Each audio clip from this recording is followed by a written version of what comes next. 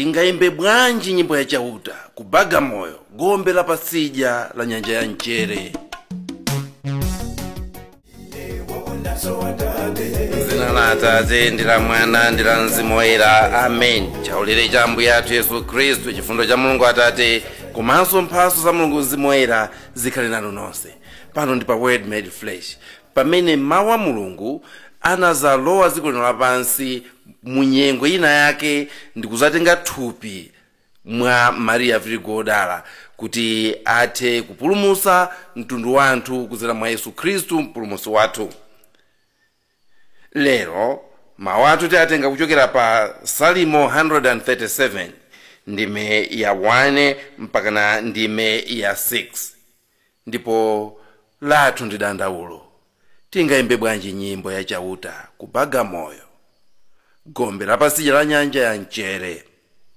Mbali mwa misinje ya ku Babuloni kumeneko tidakhala pansi nkumalira kukumbukira Ziyoni. Kumeneko tidapachika apangwe athu pa mitengo ya misondozi. Kumeneko anthu otigwira ukapolo adatipempha kuti tiyimbe nyimbo. Otizunza adatipempha kuti tisangalale, adati tatiyimbiraniko nyimbo ya ku Ziyoni. Sono ife tidati tingaimbe bwanji nyimbo ya Chauta kuchilendo ngati kuno. Ndikakuyiwala iwe Yerusalemu, dzanja langa lamanja liume, lilime langa likangamire kunakanaka mkamwa mwanga, ndikapanda kukumbukira iwe Yerusalemu, ndikukuona kuti ndiwe wondisangalatsa kwambiri. Mawu a Ambuye. Tithokoze Mulungu. Tingaimbe bwanji nyimbo ya Chauta nziko la chilendo. Tingaimbe bwanji nyimbo ya Chauta ku Bagamoyo, Gombe lapatsidya la Nyanja ya Nchere. Maepiskopi athu mmene akutiwuliranso pano kuti m'malo mwa ku Kenani, dziko la chilonjezo, anthu fe pano tafika ku Bagamoyo, Gombe la ukapolo ku Nyanja ya Nchere. Apa kungofuna kusindika kuti m'malo mofika ku dziko la chilonjezo limene tinawuzana pa nthawi ya mavoti, tafika ku dziko la mazunzo lowawa ndi lothesa khambi. Poyankha kalatayi, anthu osiyanasiyana patuluka mayankhidwe awiri.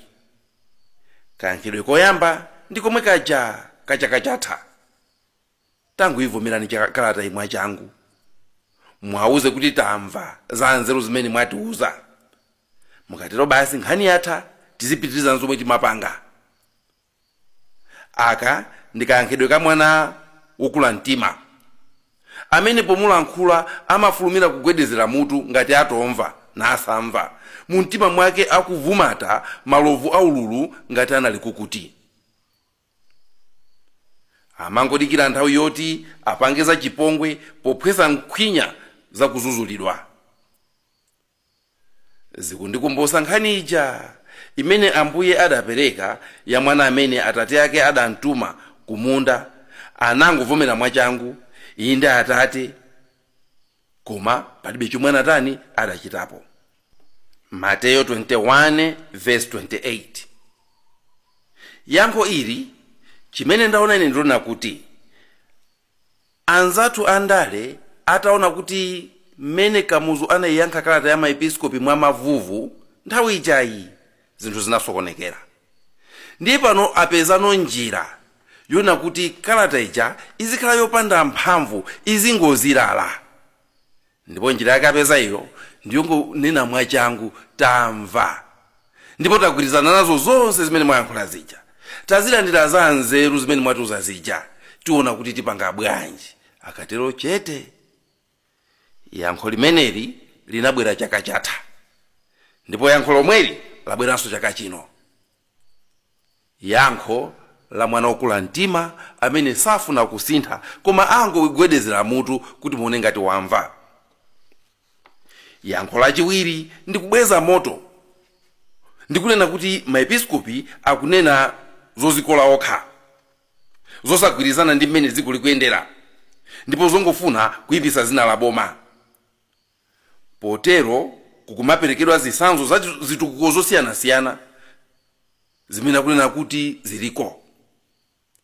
Zitukuko za misewu yooneka ndi yosaoneka yomwe, mega farm ooneka ndi osaoneka omwe. Ndikunena kuti anthu akulandira makobiri komanso akulandira chimanga. Zimenezi zikuperekedwa ngati mfundo zofuna kunena kuti maepiskopi angoona kuyankhula izi, koma ife tayesesa kupanga zinthu. Mayankho ngati amene kawirikawiri saperekedwa ndi ayinake amene ananena kuyankha, koma ndi ena amene amakhala ngati adobadoba mbalimbali mu social media, amene ntchito yawo amaitenga kuti tiyeni tiyankhe zinthu ngati zimenezi. Sizolakwika, aliyense ali ndi ufulu oyankha ndi kutenga nawo mbali pakayendesedwe ka dziko lino. Chinthu chimodzi chimene chandipasa chidwi ndi kalata ya leroyi ya maepiskopi ndi chakuti mukayiwerenga muona kuti yalembedwa mwachindunji mosayenda mbali kaye, kusiyana ndi mene amalembedwera makalata ena mbuyomo. Iyi yalembedwa mwachindunji ndithu, yalembedwa mopanda mawu opeperera ambiri, ndipo yalembedwa ndi zilembo zokulirapo. Mukayiyang'ana iyi ndi kuyerekeza ndi makalata enawo, iyi yalembedwa ndi zilembo zokulirapo. Kalata iyi ikuonesa kuti kukufunika changu kuti zinthu tione kuti zikhala bwanji. Kukufunika changu kuti Amalawi achimve mu mtima mwawo kuti palibenso chikayiko, kuti kodi anthu amene tikulamulidwa nawowa ndi anthu otani. Kundikumbusa Ambuye Yesu amene anati ndabwera kuzayasa moto ndipo ndikanakonda utayaka kale. That feeling of urgency, kufunisa kuti kena kake kachitike zinthu zisanapitirire kuyipa. Chimenecho mukachiwerenga mkalatamo muchipezamo. Chondipasa chidwi koposera ndi chakuti kalatayi yatuluka pa nthawi imene anthu ena amaona ngati kuti mwasogoleri athu ampingo ena mwa iwo agudwa ndi olamulawa, ndipo chilungamo chilichonse sichingatuluke mkamwa mwawo. Ndafuna kupezerapo mwayi wokumbusa aliyense maka abale athu andale amene nthawi zina amaganiza kuti makobiri atakugula chilichonse kuphatikizapo mpingo. Ndafunanso kupereka uthenga umenewu ndziko lino la makono limene limapepusa zinthu zolemera, mcholinga choona kuti zikapepuka zisathe kugwira bwino ntchito. Zikundikumbusa ujayi anagwidwa ndi ademoni amene atamona Ambuye Yesu anakangaza, anathamangira kunena kuti ndakuziwani ndinu wolonjezedwa uja wa Mulungu. Mateyo 8:29. Cholinga chake chinali chani? Yesu apepuke m'maso mwake, aoneke ngati kuti amaziwana Yesu uja aphwe, alephere kugwira ntchito molongosoka, kumpasa kuzolowereka Yesu uja. Mabishopu aja ndakhala ndikunena kuti ngakhale mbuyomo kuti amene aja si anthu wamba, amangochepa m'masomo. Mabishopu aja sanalekere pamene mmaonera paja. Amene aja ali ndi mbali yayikulu imene mwina inu simayiona. Nunena kuti mabishopu aja kutambalala kwawo, kutalika kwawo, kuya kwawo sanalekere pamene ambiri timaona paja. Iwo aja kumbuyo kwawo kuja kuli zazikulu zimene inu ndine ngati zitifasa ndizo zizatipweteke pakuwaona ngati opepuka.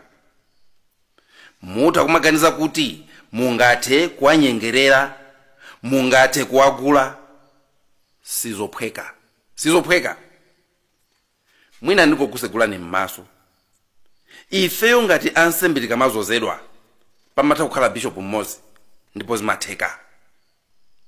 Koma iwo aja akamazozedwa sipakhala mmodzi. Akazozedwa amalozedwa mu gulu lotchedwa College of Bishops. Anthu amene aja amayenda pa gulu.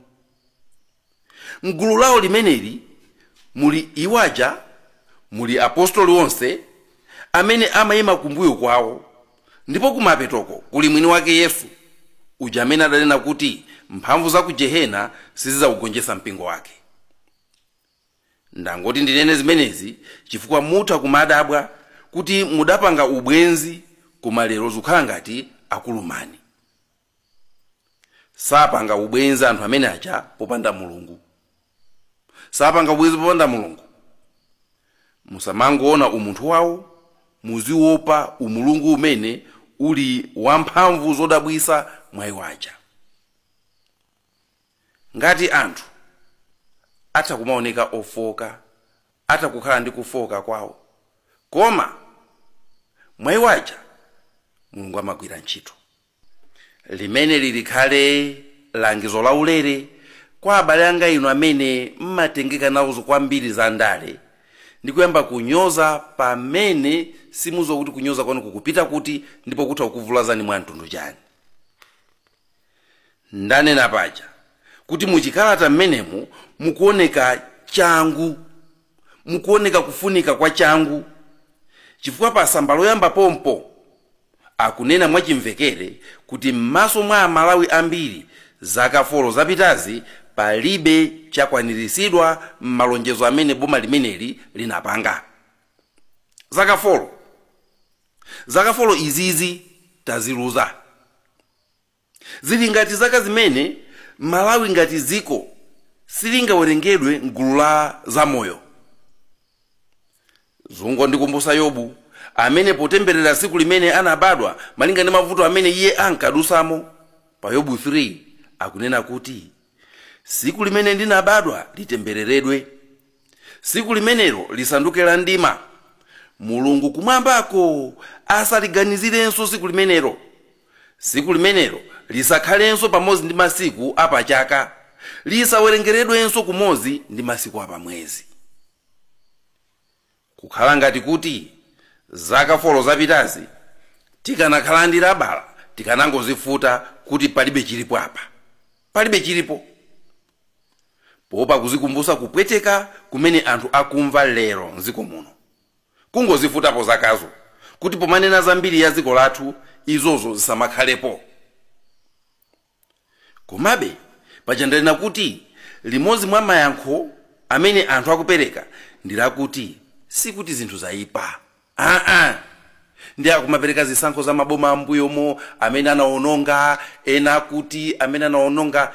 Pamene tikudandaula boma ili sitikungodandaula boma lokhali, tikudandaula andale athu onse, tikudandaula ni andale athu nonse kuti kodi zikoli mmalikonda, kodi zikoli mmaliganizira bwanji. Tikudandaula aku parliament onse amene muzopanga zawo mmaoneka kuti mukuperewera chikondi cha zikoli. Tikudandaula asogoleri athu osiyanasiyana andale. Choncho olumupereke zisanzo za amenewo sikuti angakusanduseni inu kuti mukhale woyera ayi. Kukuperekedwa zisanzo ayi anthu akulandira ntukula pa khomo, anthu akulandira chimanga, misewu ikumangidwa. Sopano Amalawi ambiri amene maepiskopi akunenawa atenga kuti funso likumakhala limenelo amukuona amene zikukhaliramo nanga iwo Amalawi amene akunenawo atenga kuti. Mpingo ndi boma zimafanana kuti zonse zimatumikira anthu. Mpingo ndi boma zimafanana kuti zonse zili ndi anthu mpaka na kumadera kwawo kwa anthu. Zijamachira kuti ma structures mpaka na kuma grassroots. Koma pamasiyana ife mpakuti ngati mpingo timakalowa mpaka na nyumba mwa munthu. Chairman wa chipani atakuima pamaliro ndikumalengeza za pamaliro zija, koma amene uja salowa nyumba za anthu. Ife ngati mpingo timakalowa nyumba mwa azigogo, timapita kukawazoza nyumba mwawo, timakapereka ukaristiya kwa anthu odwala ndipo timakalowa nyumba mwawo. Kumuona munthu akudwala, nkumuona nyumba mwakemo, ndi umayamba kufunsa koma patient wadya. Sikuti umafunsa chifukwa kuti ukwakayikira anthu aja ayi, koma chifukwa kuti nyumbamo suona momwena kuti mungakhale chakudya chilichonse. timakalowa mpaka na kuchipinda kukampeza patient, nkuona kuti nyumba muno mulibire moto kalikonse, timakakhala mpaka na pamphasa pake, ndikuona kuti mmene ndafika chonchi nyumba yonse iyi ndayimaliza chifukwa ngokhala ndi pabalasa ndi kuchipinda. Koma sindikuona pena paliponse pali dengo la ufa, sindikuona pena paliponse pamene pali chokudya choyena kuti munthu uyi angatafune. Ndiye umafunsa kapena zokudya mwasunga kwina kwake, ndi amakuza kuti ayi nyumba ndi yomwe ino, zonse zimene tili nazo ife ndi zomwezi. Timapita mpaka na pamphasa penipeni pamene patient yo amakhala. Aboma muzulemekeza mpingo ku nkhani yonena zoona zenizeni za umphawi wa kumuzi. Timabwerera ku nyumba kwathu ndi kukalephera kugona chifukwa cha zimene taona kumuzi. Ndiye mpingo ukayankhula kuti uku anthu akufa, inu amene mmayenda zimagalimoto zikuluzikulu, inu amene mmankhala mtaonimo, musamalese chifukwa simmaona umphawiwo, musamalese chifukwa mmabwerera panjira.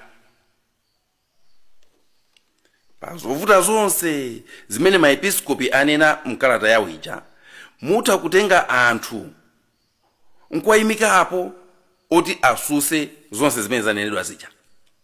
Mutha kukatenga munthu amene mwampasa mtukula pakhomo nkumuyimika paja kuti awasuse maepiskopi. Mutha kukatenga nsewu umene mwaukonza kuja nkuyimika apo kuti uwasuse maepiskopi. Mutha kukatenga gogo amene mwampasa thumba la chimanga nkumuyimika apo kuti asuse maepiskopi. Koma ndingati ukusimikizirani kuti ambiriwa ali ngati Aisraeli. Ali ngati Aisraeli amene atatengedwa kupita ku ukapolo mdziko la Babyloni.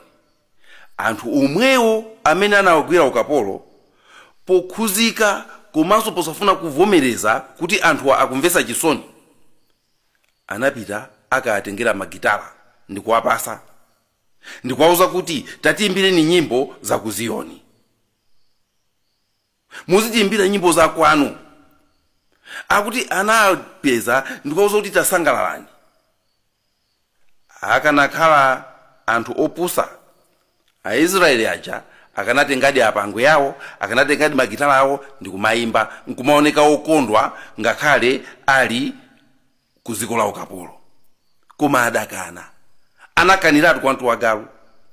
Akuti tingaimbe bwanji nyimbo ya Chauta mdziko la ukapolo. Sali mutawerenga ichi. Tingaimbe bwanji nyimbo ya Chauta mdziko la ukapolo. Sali mwaija kunena kuti anthu otigwira ukapolo anatipempha kuti tiimbe nyimbo, otizunza anatipempha kuti tisangalale, anati tiimbireni nyimbo ya ku Ziyoni. Sono ife tidati tiimba bwanji nyimbo ya Chauta kuchilendo ngati kuno. Tiimba bwanji nyimbo ya Chauta kuchilendo ngati kuno. Lero anthu amene akuzunza mtundu wa Malawi omwewo ndi amene akubwera kuzawapempha anthu kuti asangalale, aonese nkhope zosangalala, azioneka na avina, azioneka na panga zomwetulira. Akubwera ndi kuzawakakamiza anthu kuti amwetulire. Ndikakambatu za kukakamiza kulipo kwa mitundu.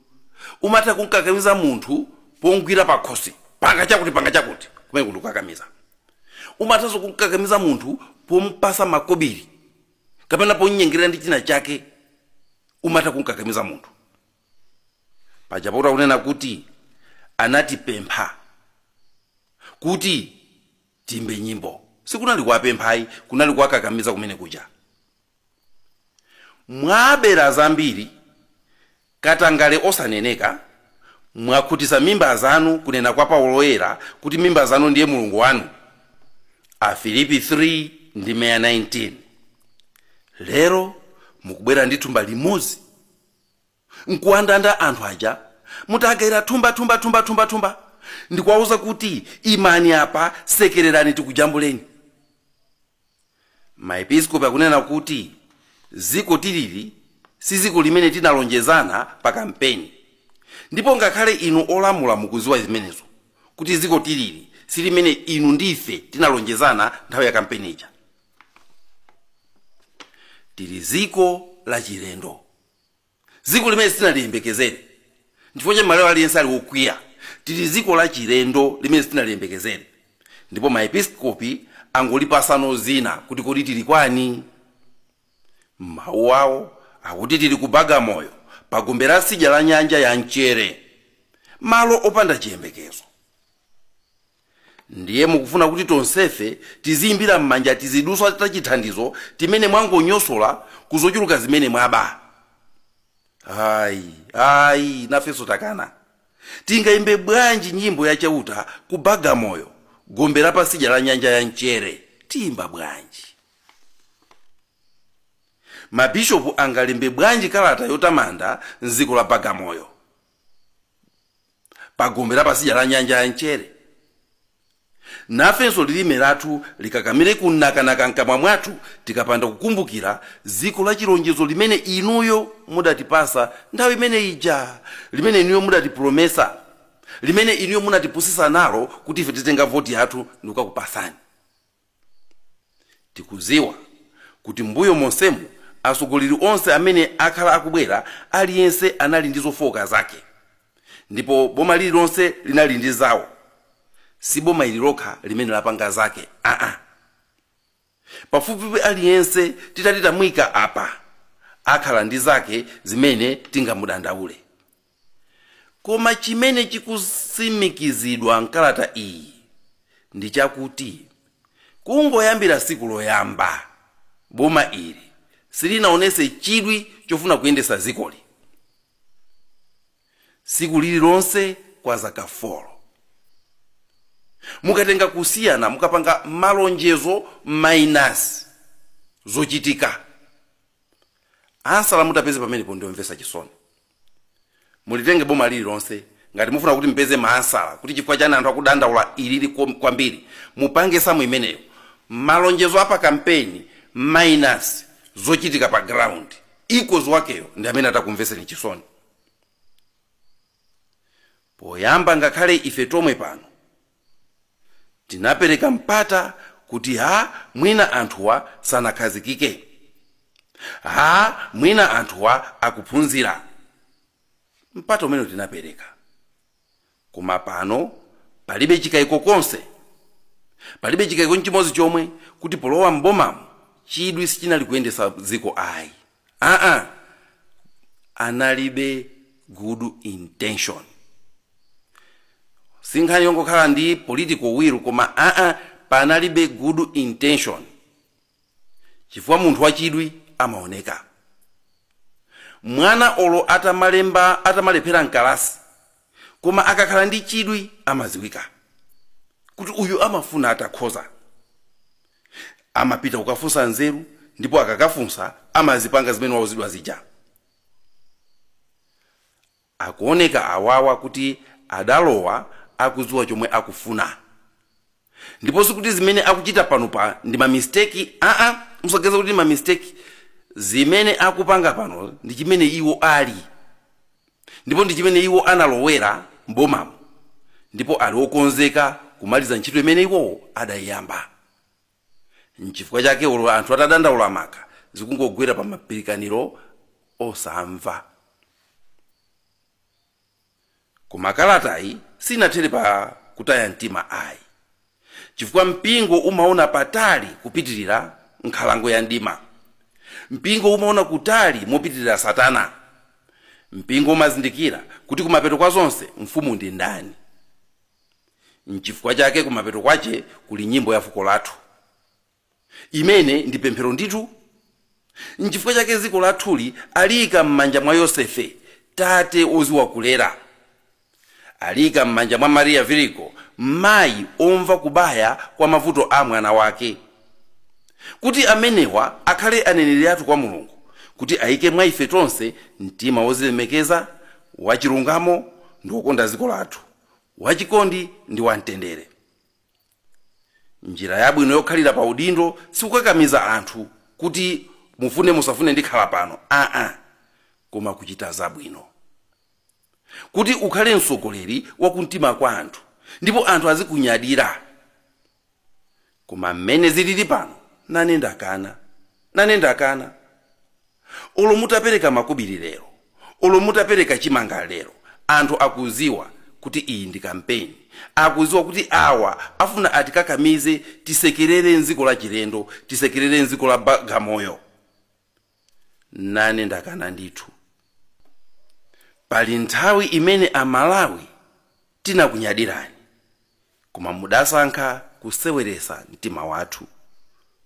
Pali nthawi imene tinakukhulukirani ngati Amalawi, koma tidaoneka opusa pamaso panu. Pali nthawi imene Amalawi tidakukhulupirirani, koma tidaoneka ophweka pamaso panu. Lero mtima wathu wamwanyuka, ngakhale ziduswa zake uzitolerake simungakhale inu, pakuti zizakuthawani ngati maginito oyang'anizana. Mtima wathu wakana, kamwa yathu yasekeka. Tingaimbe bwanji nyimbo ya Chauta ku Bagamoyo, Gombe lapatsidya la Nyanja ya mchere. Kalata ya maepiskopi kunena, ziko munatitulusa lija, ifeyo tinayipidwa nalo, ndipo tinakwiya nchifukwa chake tinasiya amene aja kukufunani inu. Koma inuyo, mwamona kuti mutituluse ziko limene lija, mwatibwezeranso konko, ndikukhalanso zoyipa koposa kale paja. Chimenecho ndi chimene chikutipangisa ife kukanika. Tingaimbe bwanji nyimbo ya Chauta nziko la chilendo ngati limeneli. Tingaimbe bwanji nyimbo ya Chauta ku Bagamoyo, Gombe lapatsidya la Nyanja ya mchere.